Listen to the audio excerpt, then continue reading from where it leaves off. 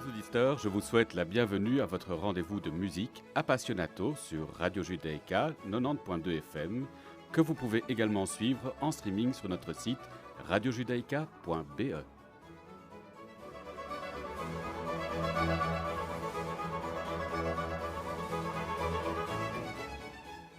Nous avons l'immense plaisir d'accueillir aujourd'hui Brigitte Heyselen, responsable marketing et promotion au sein de Warner Music. Bonjour Brigitte. Bonjour. Alors je résume votre parcours. Vous êtes une figure incontournable du milieu musical.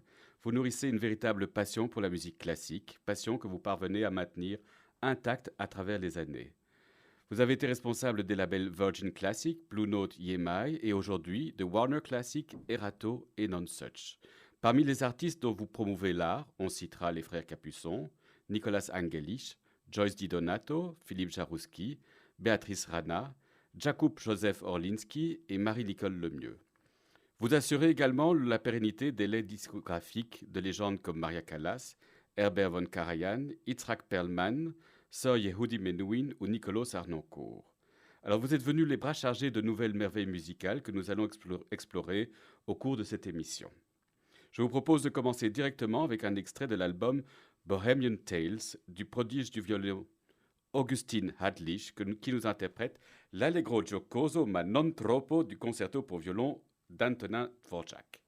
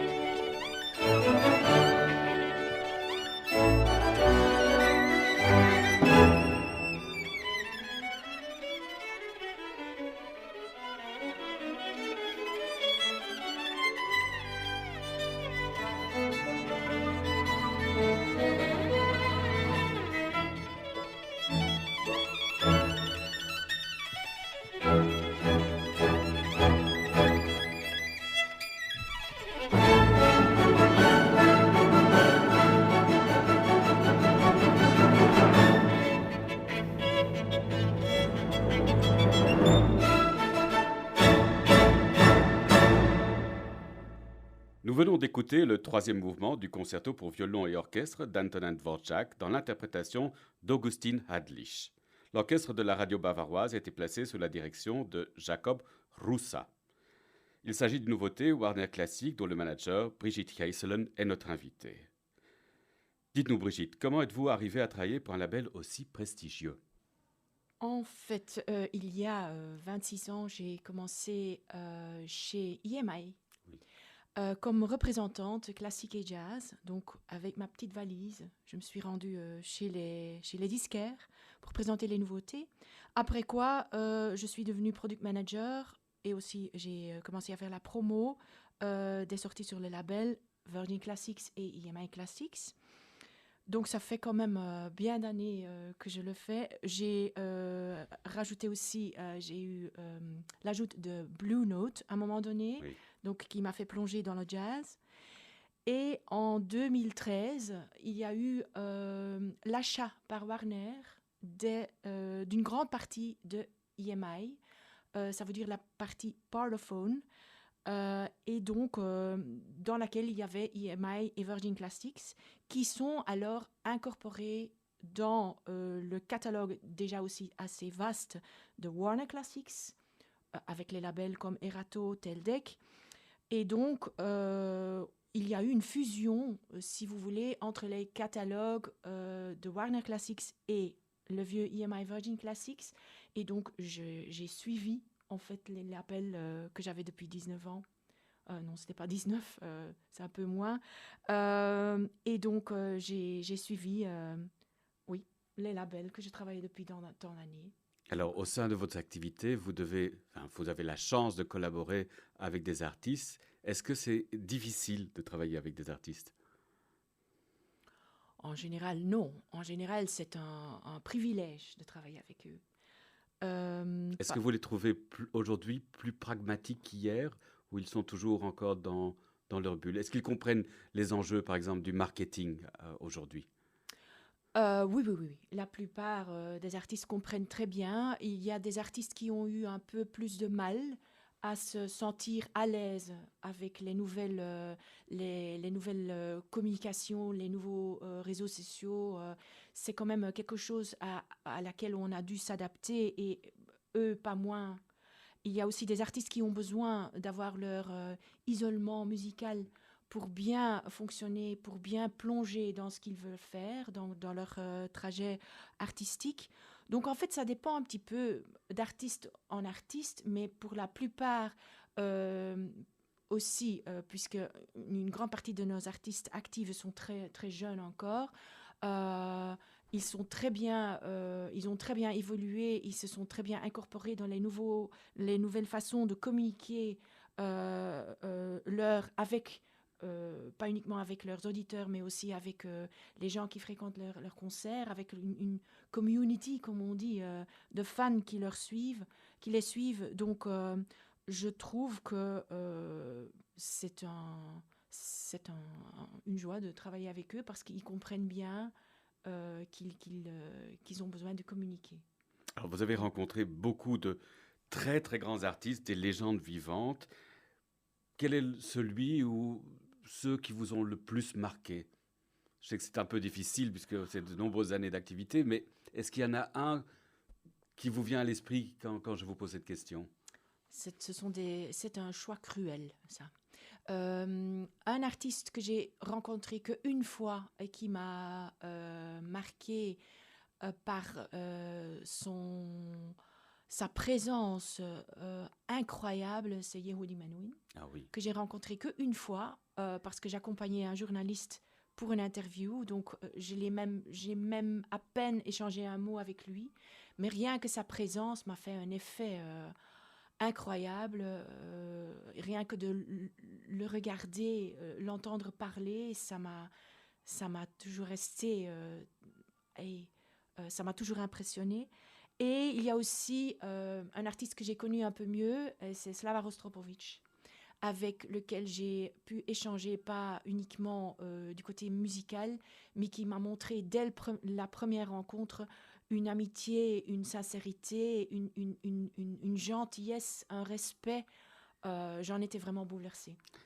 Et ce sont des artistes qui vous semblaient avoir les pieds sur terre ou ils étaient vraiment enfermés dans leur bulle artistique? Non, non, non, non, les pieds sur Les terre. pieds sur terre, Les pieds dans le monde. les pieds dans le monde. Vraiment euh, très, très universel aussi. Oui, Un bon équilibre. dans tous les sens de l'être humain, des gens qui sont des personnalités, qui connaissent le monde, qui connaissent la culture, qui ne sont pas uniquement concernés à leur instrument, mais qui sont tellement ouais, euh, riches C'est ça. dans tout ce qu'ils ont comme expérience et comme intérêt. Non, c'est très impressionnant et j'en suis toujours très reconnaissante d'avoir vécu et d'avoir pu les rencontrer. Oui. Alors, venons-en à votre actualité, avec cette magnifique intégrale des quatuors de Beethoven par le quatuor Eben.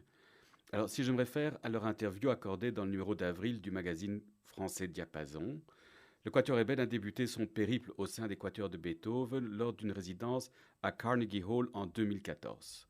Leur intégrale a été enregistrée dans 7 villes différentes, donc Philadelphie, Paris, Vienne, Tokyo, Melbourne, Sao Paulo et Nairobi. Pierre Colombet et c'est Gabriel Lemagadur, qui sont les premiers et second violons du Quatuor, racontent dans cette interview qu'en répétition à Nairobi, au Kenya, les jeunes de la ville s'exclamaient à chaque fois qu'ils jouaient un forte, ce qui a amené le Quatuor à croire qu'il serait impossible d'enregistrer dans cette ville. Mais le soir, une fois le concert venu, les ébènes y ont trouvé un public très concentré. Brigitte, qu'aimez-vous chez le Quatuor Ébène? Chez le Quatuor Ébène, j'aime le fait qu'ils y vont vraiment à fond. C'est un quatuor qui ne se contente pas de faire un boulot moyen. Tout comme avec les Beethoven, ils les ont travaillés d'abord très, très, très intensément.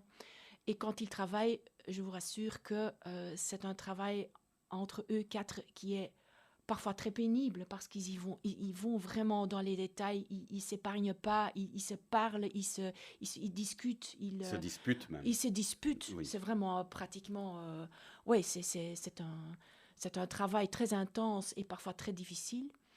Alors ils ont, c'est vraiment le Beethoven fait très bien leur portrait parce qu'ils ont d'abord vraiment joué beaucoup ce répertoire. Ils ont voulu le faire vivre.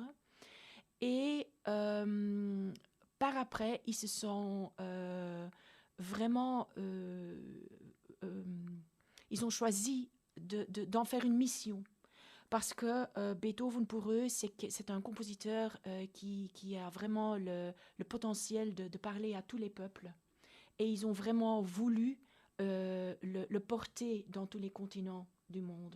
Donc ça leur a pris presque 2 ans de parcourir le monde, de jouer beaucoup de concerts et d'enregistrer aussi aux endroits différents, aux continents différents. Et ce que j'aime particulièrement aussi, c'est que ils ont vraiment la passion de passer la musique aux auditeurs et surtout aux jeunes. Donc, partout où ils se sont rendus, ils ont visité les jeunes, les écoles, les projets musicaux, ils ont joué avec les jeunes et c'est vraiment quelque chose que j'aime particulièrement. Donc, pas uniquement aller à fond de la musique, à fond d'un compositeur, à fond du jeu du quatuor à cordes, mais aussi sortir de leur bulle aussi et passer cette passion avec les autres et surtout avec les jeunes. Alors, je vous propose d'écouter directement l'allegro final du Quatuor numéro 7 en fa majeur, opus 59, Razumovsky.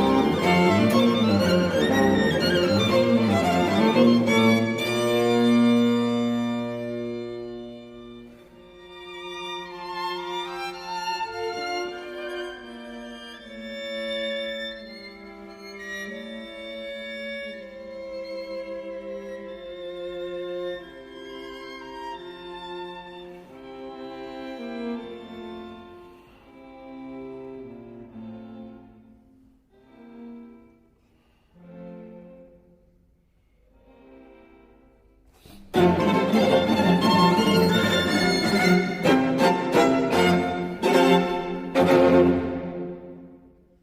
êtes sur Radio Judaïka et vous écoutez Appassionato, votre rendez-vous musical. Nous venons d'écouter l'allegro final du quatuor en fa majeur opus 59 Razumovsky par le quatuor Eben qui se produira au Concertgebouw de Bruges du 17 au 26 septembre 2020. Ils y joueront les quatuors de Beethoven. Dites-nous Brigitte, j'imagine que votre fonction a beaucoup évolué depuis l'apparition d'Internet et du streaming. Quels sont pour vous les bouleversements les plus marquants ?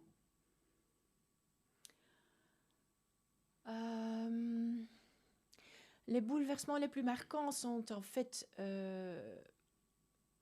le fait qu'on quitte l'aspect physique du disque, on quitte l'aspect physique du livret du disque, de l'objet, aussi de la manipulation du disque et aussi de l'amour pour le disque, de le Comme objet. collectionner, oui, comme objet, qui est présent Oui, dans sa maison, pour naturellement un moyen d'écouter la musique beaucoup plus facile. oui. Parce qu'on allume l'ordinateur et on choisit la musique, on a accès à une énormité, à une discographie énorme pour le moment.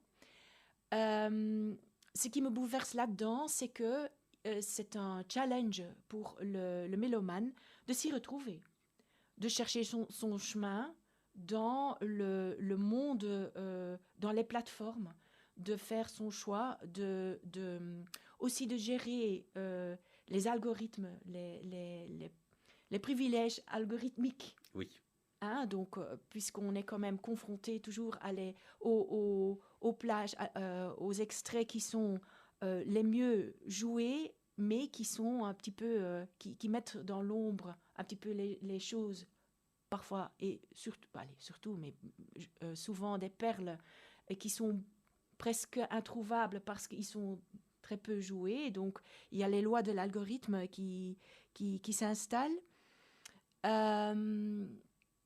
Ce qui est bouleversant aussi, c'est que pour les artistes, je crois que c'est pour eux pas toujours très, très facile de se profiler sur les plateformes. C'est plus facile parce qu'il y a beaucoup dessus, c'est moins facile parce qu'il faut être visible, il faut se rendre visible. oui, c'est ça. Si vous enregistrez une sonate de Schubert, vous allez avoir 50 enregistrements de cette sonate avant de tomber sur celle du jeune artiste qui cherche à se faire connaître. Voilà. Oui, c'est ça. Voilà. Du côté l'évolution du physique vers le streaming, pour moi aussi, ce qui est bouleversant, ce qui a été bouleversant et ce qu'il est toujours, c'est que le concept album disparaît petit à petit. C'est qu'on va traiter la musique plage par plage, que ce sont des plages qui sont mises dans des playlists et pas forcément des œuvres entières. Donc, il y a un petit peu aussi le concept album qui disparaît un petit peu. Je comprends. Ce qui a aussi naturellement l'avantage que via une plage bien choisie, on peut vraiment faire connaître l'artiste ou un album. Donc, il y a toujours des avantages ou désavantages. Mais c'est quand même une autre façon d'approcher un album. Alors justement, j'entends beaucoup de labels et de musiciens se plaindre de la difficulté du secteur de la musique enregistrée. Économiquement, ils ne s'y retrouvent plus à l'heure actuelle. Est-ce que vous partagez ce sentiment ? Oui, c'est pas évident. C'est pas évident, surtout que les plateformes ont été conçues pour la musique pop et que, à mon avis, il y aurait dû avoir quand même une attention spéciale à la musique classique, dans ce sens-ci que la musique classique est beaucoup plus complexe en tant que data et données, et que il y a eu quand même, il y a eu trop peu d'attention pour ça, et que à cause du fait qu'on doit choisir dans les datas vastes d'une œuvre classique avec tous les interprètes, les solistes, le chef, etc., c'est qu'il y a des œuvres ou des artistes qui sont moins visibles. Oui, totalement, oui. Et c'est ça qui me rend parfois un peu triste, un peu découragée, que je me dis, mais il faut vraiment savoir ce qu'on cherche pour pouvoir le trouver. Alors justement, l'immense majorité des consommateurs, comme vous le dites, utilisent maintenant des plateformes de streaming pour écouter la musique, mais les amateurs de musique classique semblent continuer à accorder une grande place au compact disque. Comment est-ce que vous expliquez encore ce phénomène? D'un côté, au fait que c'est un objet physique, Oui, qu'on aime se procurer, toucher, lire, mettre dans le lecteur CD, écouter. Aussi, le fait que c'est la qualité CD est quand même beaucoup meilleure que la qualité du streaming, oui, c'est ça. Un qui est CD, comprimé. Ouais, une plage peut faire 100 mégas, ouais, tandis que sur un streaming, elle fera 5-10 mégas, donc le son est voilà, comprimé. Oui, voilà. Des alternatives sont naturellement de s'abonner à des plateformes en streaming qui mettent vraiment la musique en qualité CD, oui, comme Qobuz, comme oui. Idagio. Mais quand même, dans l'usage général, on écoute la musique dans son téléphone, dans son ordinateur. Et pour la musique classique, je crois que c'est une perte. C'est le drame, oui, ça Ouais, c'est le drame. ouais. Oui. Parfois c'est le compromis, mais pour vraiment l'écoute en profondeur, c'est Le CD reste ouais, irremplaçable. ouais. Ou le Alors, vinyle, oui. je vous propose de continuer parce qu'on a vraiment beaucoup de musique à découvrir grâce à vous, Brigitte. Je vous propose de poursuivre notre exploration de votre actualité musicale avec l'album Chansons d'amour de Sabrine Devielle et Alexandre Tarot, qui interprète pour nous Nuit d'étoiles de Claude Debussy. Nuit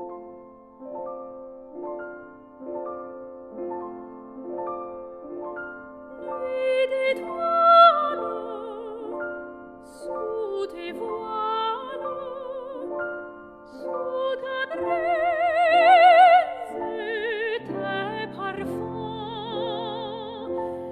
triste lune qui s'opère, je rêve aux amours défunts. Je rêve aux amours défunts. La sereine mélancolie vient éclore au fond de mon cœur, et j'entends l'âme et la vie tressaillir dans le rêveur.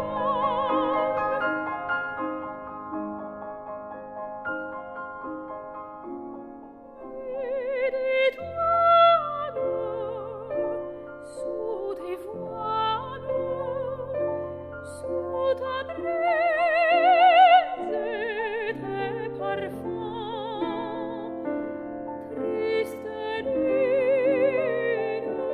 qui s'opère,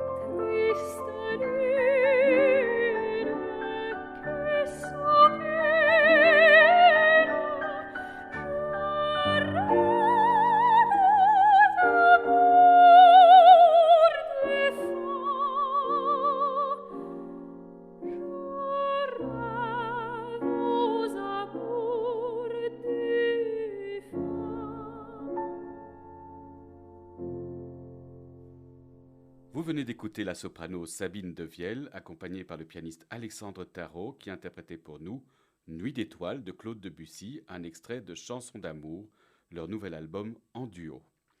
Alors dites-nous Brigitte, un artiste comme Alexandre Tarot, les frères Capuçon, enregistre depuis des années pour Warner. Avez-vous tissé des liens d'amitié avec eux?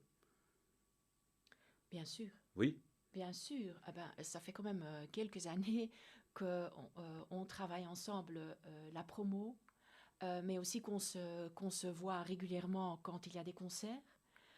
Je me réjouis toujours d'y aller, d'aller dire bonjour, de papoter un petit peu. Les journées promo qu'on fait ensemble et que j'ai la joie de coordonner, ben, on se parle aussi entre les interviews. Et oui, c'est vraiment, ce sont vraiment des amitiés qui s'installent. Euh, Alors quand on passe une journée en compagnie d'un artiste comme Renaud Capuçon ou Alexandre Tarot et qu'on rentre chez soi, est-ce qu'on n'est pas, on se dit pas j'ai le meilleur job au monde? ah, bien sûr, Ah, bien sûr, bien sûr. oui, je veux bien Ouais. croire.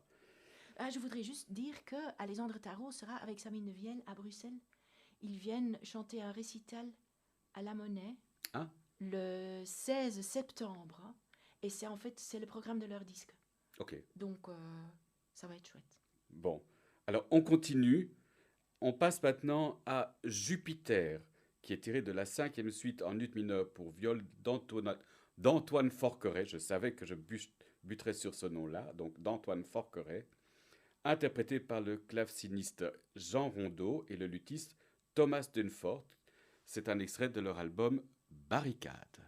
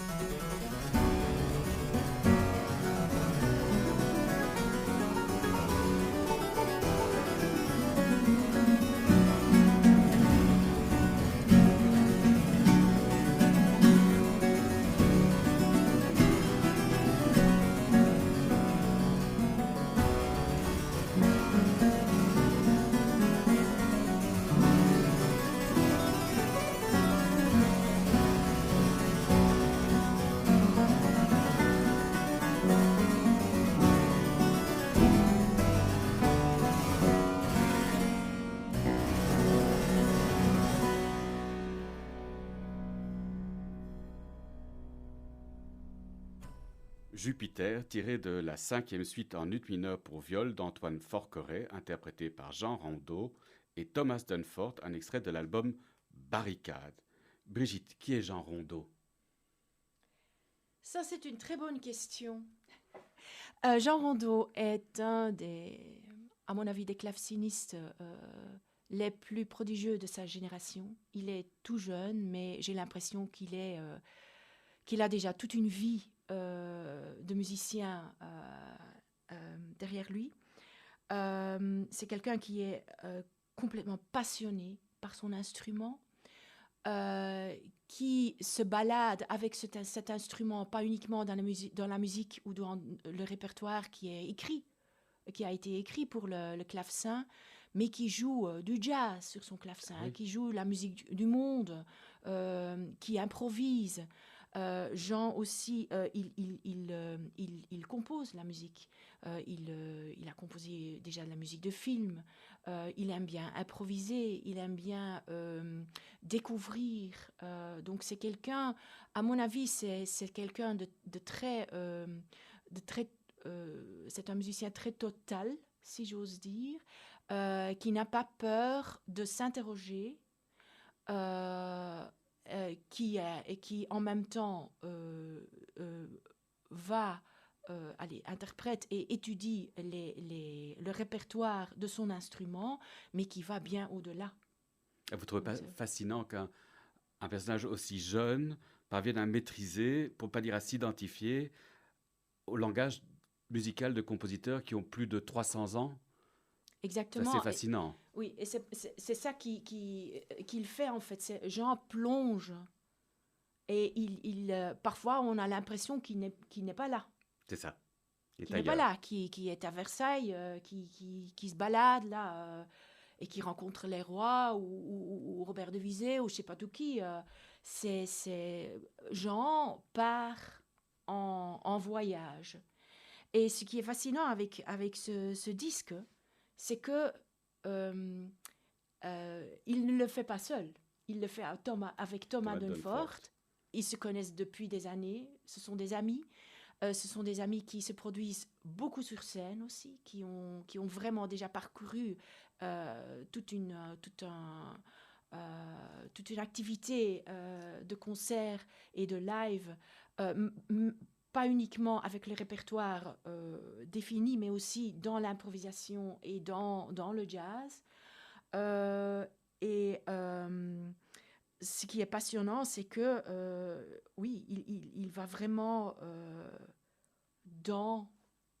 il se balade dans ce monde et que il en fait quelque chose d'incroyable et qu'ils font ça à deux sur ce disque. C'est comme une grande improvisation. C'est comme une grande interrogation aussi. C'est un voyage musical également. Ouais. C'est ça. C'est comme un jam session, comme on dit. Ils n'ont pas peur de s'interroger eux-mêmes aussi devant ce répertoire. Et ça, je trouve très rafraîchissant aussi. Alors, vous venez nous présenter également un autre album concept qui s'appelle Magic Mozart. En quoi ça consiste, cet album Magic Mozart de Laurence Equilbé? Oh oui, en fait, Laurence Equilbé enregistre pour Erato. Elle est connue parce qu'elle a son orchestre Insula avec lequel elle joue sur les instruments historiques. C'est un orchestre qu'elle a fondé elle-même. Oui. C'est ça. Donc, et elle veut vraiment rechercher le son authentique de la période sur les instruments historiques. Oui. Et pour Magic Mozart, c'est un projet qui était censé débuter sur scène à Paris ce printemps, si mes souvenirs sont bons, mais qui a été donc aussi annulé à cause du Covid. En fait, Laurence a choisi de présenter le compositeur Mozart en tant que compositeur opéra. Et elle a choisi des airs très connus, mais aussi quelques airs moins connus. Elle les alterne avec des ouvertures et des pièces instrumentales du même compositeur. Et elle en fait un événement qui peut enchanter le mélomane, naturellement, parce que à cause du son et de l'interprétation tout à fait particulière, mais aussi qui est aussi orienté vers l'intéressé qui veut être introduit dans le monde de Mozart. Et c'est comme ça qu'elle présente un programme qui parle. Oui, et qui est très varié Ouais. et dans lequel elle convie des jeunes musiciens, des Voilà. jeunes chanteurs tout à fait C'est tout à remarquables. fait frais, c'est joyeux, c'est aussi très intimiste parfois, ça montre aussi le Mozart vulnérable. Et les voix qu'elle choisit sont des voix vraiment jeunes, mais aussi des chanteurs comme Léa Descendre et comme Jodie DeVos qui ont déjà prouvé leur expertise dans le répertoire de Mozart. Alors justement, nous allons écouter l'extraordinaire soprano belge Jodie DeVos dans l'air de concert Vorrei spiegarvi o Dio, coché le 418. Laurence Equilbet dirige l'Insula Orchestra.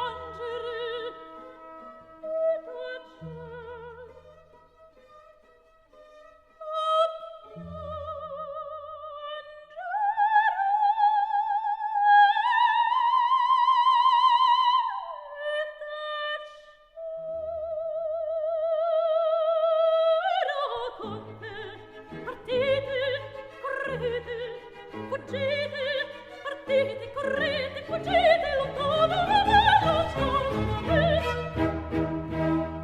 La vostra diletta in vigna v'aspetta, languir non la fate, è degna d'amor. La strada spiatate, negate vi siete, mi siete.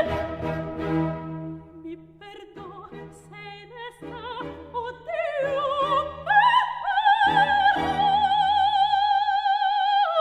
con te. Partite, correte, fuggite, la vostra diletta in vigna v'aspetta, languir non la fate, è degna d'amor. Partite, correte, d'amor non parlate, è vostro il suo cor. Partite, correte, d'amor non parlate, il vostro il suo cor, il vostro il suo cor, il vostro il suo cor, il vostro il suo cor.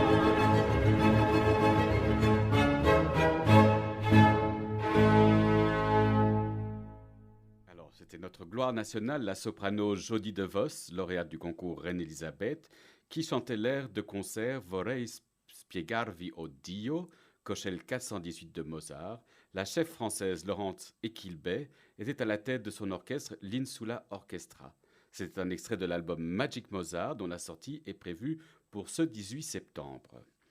Alors Warner, c'est pour les amoureux de musique un catalogue d'enregistrements tout simplement infini. Au cours des décennies, des labels légendaires comme His Master Voice, Columbia, Virgin Classic et Rato Teldec ont rejoint cette firme.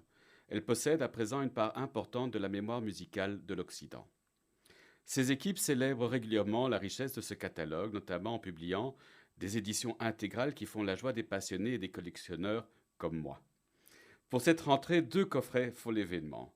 Le premier rassemble pour la première fois l'intégrale des œuvres de Maurice Ravel en 21 CD. Brigitte, quels sont les grands interprètes de Ravel présents dans ce coffret? En fait, pour ce coffret, mes collègues qui ont rédigé ce box ont voulu pas uniquement faire le portrait de Ravel, mais le faire avec le choix musical sélectionné d'une discographie qui reprend en fait un centenaire.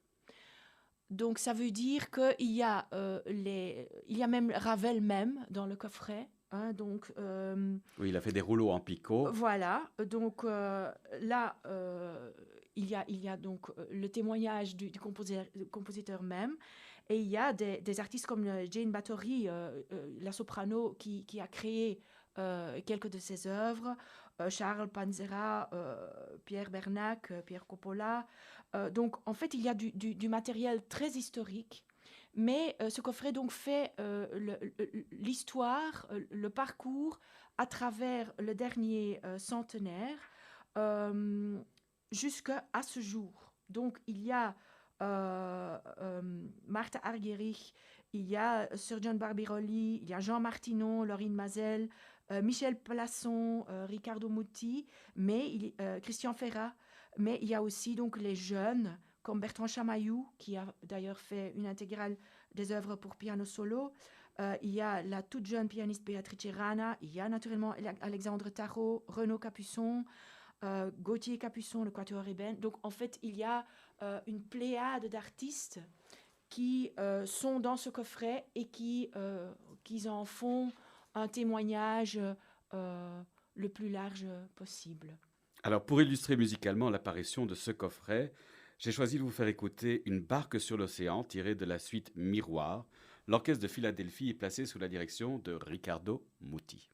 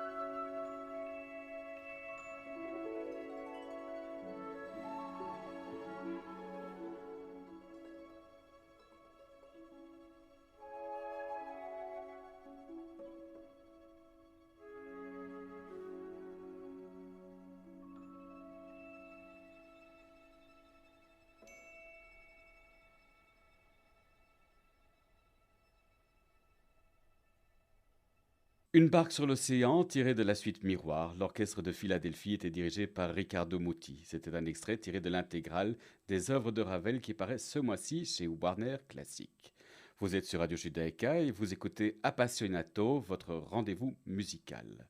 Alors, l'autre nouveau coffret est consacré au chef d'orchestre Sir John Barbirolli. Pour ceux qui ne connaîtraient pas Barbirolli, il s'agit probablement avec Sir Thomas Beecham et Sir Simon Rattle de l'un des trois chefs anglais les plus marquants du XXe siècle. Barbirolli nous a quittés il y a tout juste 50 ans. Il a fait une immense carrière au disque, enregistrant dès les années 30 avec Arthur Rubinstein, Fritz Kreisler, Arthur Schnabel, Gregor Piatigorsky, Jascha Heifetz ou le très jeune Yehudi Menuhin. Après un passage à New York où il a succédé à Arturo Toscanini, il sauve en 1943 l'orchestre Hallé de Manchester de la banqueroute et restera à la tête de cet orchestre jusqu'à sa mort en 1970. Il en fera un orchestre de tout premier plan. Alors ce coffret, que publie Warner en édition limitée, est immense. Il comprend pas moins de 109 CD. Brigitte, auriez-vous aimé rencontrer Sir John Barbirolli? Oh, bien sûr, avec plaisir. Je lui demanderai, j'aurais bien aimé lui demander comment il a fait pour rassembler une discographie de 109 CD. Oui, c'était énorme. C'est énorme. Oui. Parce qu'un CD, ça comprend quand même Oui. 80 minutes et c'est incroyable. Ce que j'admire aussi chez Sir Barbirolli, c'est le fait que sa détermination et sa mission, son engagement vers l'orchestre pendant 30 ans, Oui. de rester à la tête du Hallé. Et moi, j'aurais bien aimé assister à des répétitions, à regarder comment il faisait, comment il parlait. Et naturellement, aussi aux enregistrements, par exemple avec Dame Janet Baker, Jacqueline Dupré. Jacqueline Dupré. Donc il a rencontré une pléiade de solistes absolument légendaires qui ont réalisé, et il a réalisé avec eux des disques qui sont en ce jour encore des références. Tout à fait. Et ça a dû être quelque chose de très spécial. Oui. Alors, pour vous faire saisir toute la beauté de l'art de Sir John Barbirolli, je vous propose d'écouter la fantaisie sur Greensleeve composée par Sir Vaughan Williams.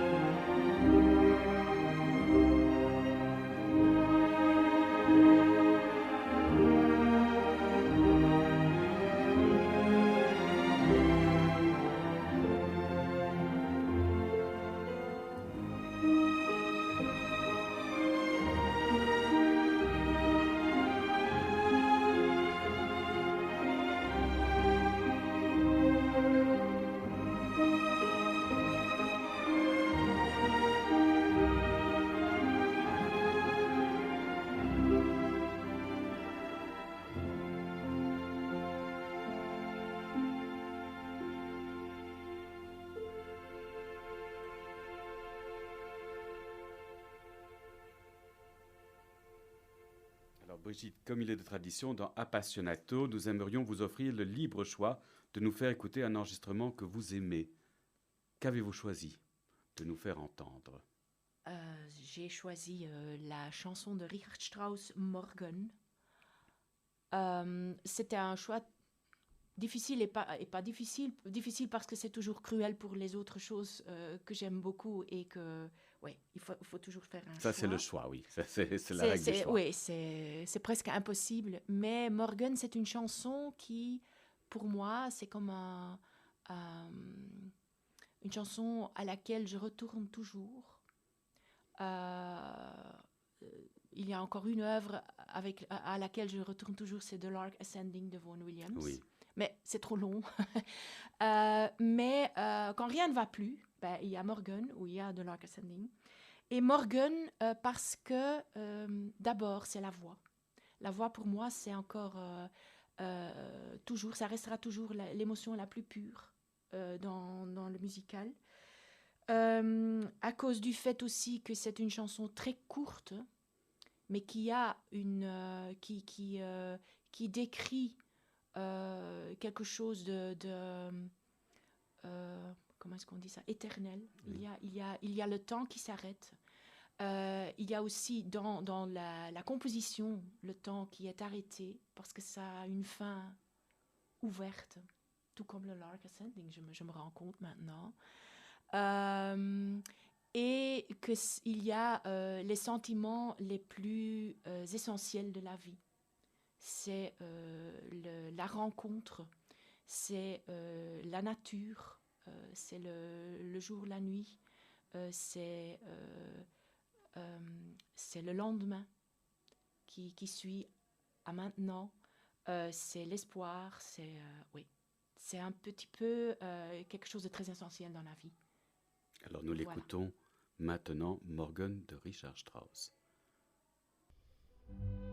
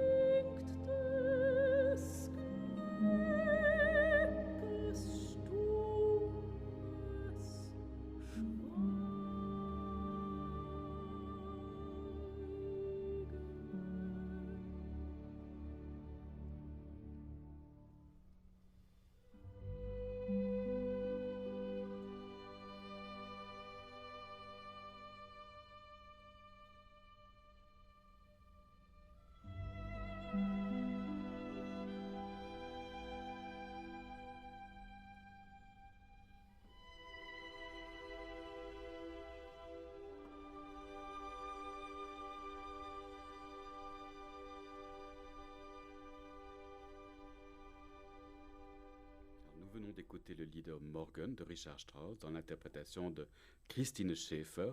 L'Orchestre Philharmonique de Berlin était placé sous la direction de Claudio Abbado.